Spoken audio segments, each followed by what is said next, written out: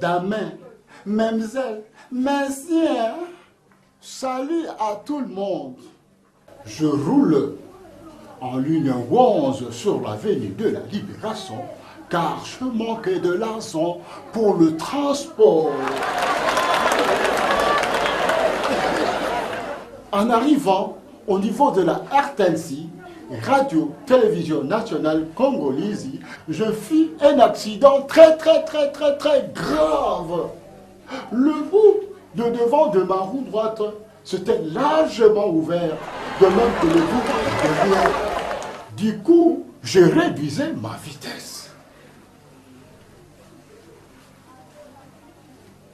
En arrivant au parking Moulari, je me dirigeais là où se trouve le mécanicien et me présentais chez un monsieur qui d'habitude me soigne le roue. Je fais un accident. À combien pouvez-vous me réparer ma roue? Hein?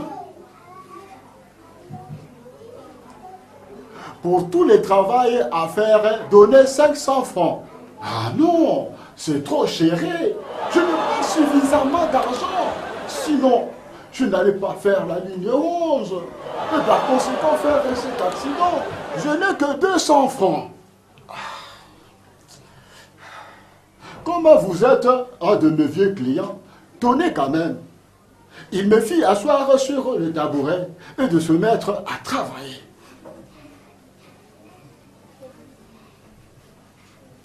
Et toutefois, un monsieur de costume noir revêtu s'approcha tout en monologuant. Il m'avait dit au téléphone qu'il était dans les transports sur l'avenue de la Libération et qu'il allait arriver dans un instant au parking Moulari. Depuis que je l'attends, ça fait une demi-heure. N'est-ce pas un mensonger? Le téléphone nous rend un mauvais service.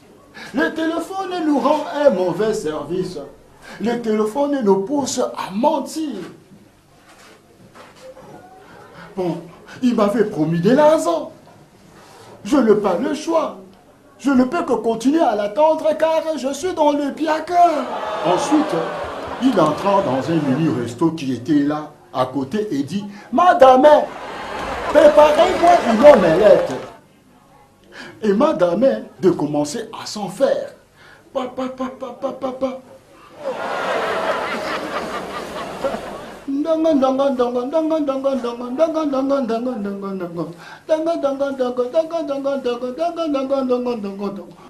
Mais travailler, qu'il a son entre la caisse.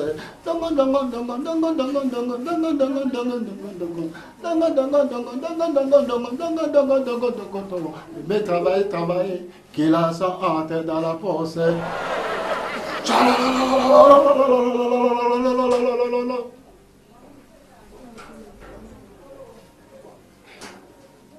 Monsieur, voici votre omelette. Mais avant de manger, payez d'abord. Ah, vous encore, madame. Pourquoi vous êtes trop pressé comme ça, comme de la diarrhée rouge? Ah, ça va. Prenez quand même votre argent.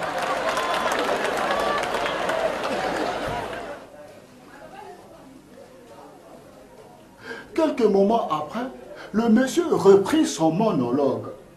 Il m'avait dit au téléphone qu'il était dans les transports sur l'avenue de la Libération et qu'il allait arriver dans un instant au parking Moulari. Depuis que je l'attends, ça fait 1 heure, dit-on. N'est-ce pas un mensonger? Le téléphone nous rend un mauvais service. Le téléphone nous rend un mauvais service. Le téléphone nous pousse à mentir. Mais il m'avait promis de l'argent.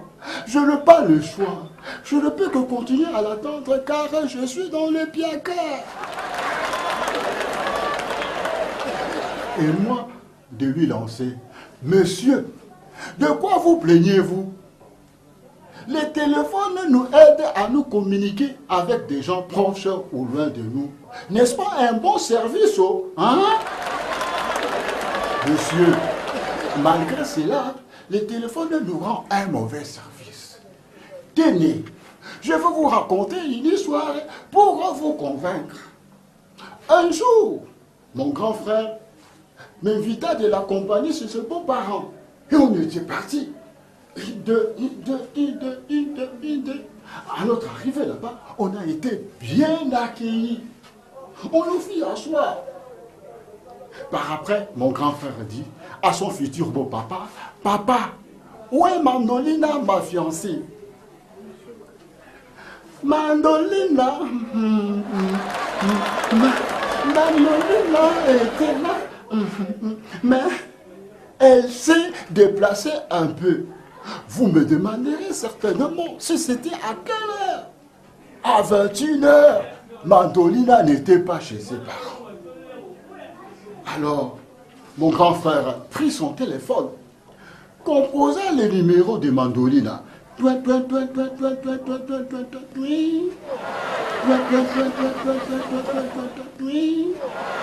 Allô, chérie Mandolina. Allô, mon cœur. Bonsoir, chérie Mandolina. Bonsoir, mon cœur. Tu es où? Il fallait voir comment Mandolina se précipita pour lui renvoyer sa question. Mon cœur, dis-moi, toi tu es où? Je suis dans le transport sur l'avenue Saint-Louis en partance pour chez vous à Bandali Moulari. Mon cœur, pendant ce temps, moi je dors. Je suis au lit. Mais à ton arrivée, tu me trouverais déjà là devant la porte en train de t'attendre à bras ouverts. D'accord, chérie. À tout à l'heure. À tout à l'heure, mon cœur. Bisous, hein? Et le beau papa de baisser les fronts de honte, car mon grand frère avait activé le main libre. Par après, mon grand frère dit, beau papa, nous allons dans la terrasse d'en face prendre un peu de jus en attendant le retour de Mandolina. Et nous étions sortis. Quelques moments après, dans la terrasse, mon grand frère décocha son téléphone, composa le numéro de Mandolina.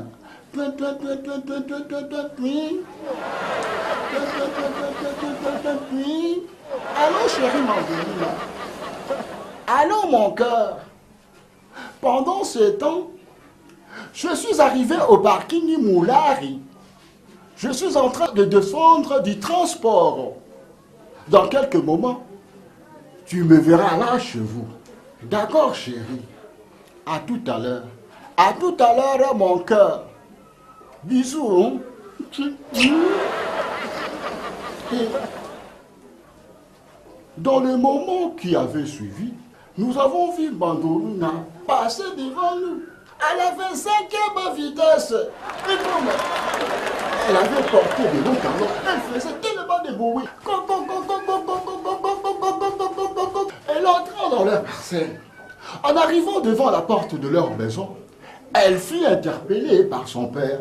Mandolina, Mandolina, ma fille, qu'est-ce que tu as fait? Papa, qu'est-ce que j'ai fait? Tu as menti ton fiancé au téléphone.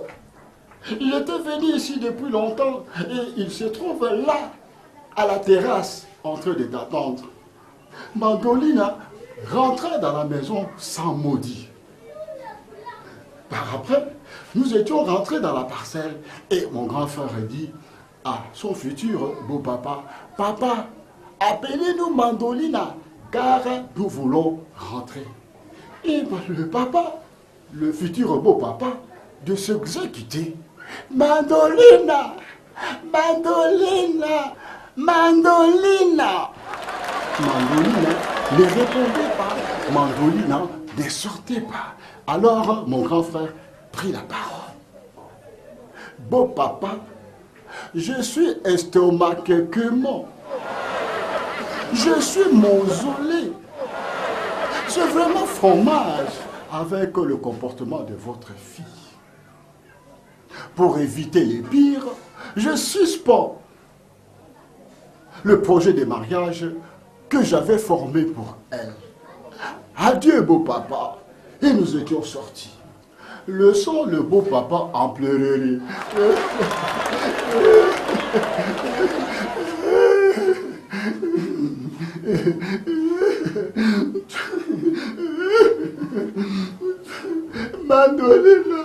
Mandolina, tu as raté ton mariage pour avoir menti au téléphone. Mandolina, tu m'as fait rater la grosse vache vivante que ton fiancé avait donnée pour la dot. Mandolina, tu m'as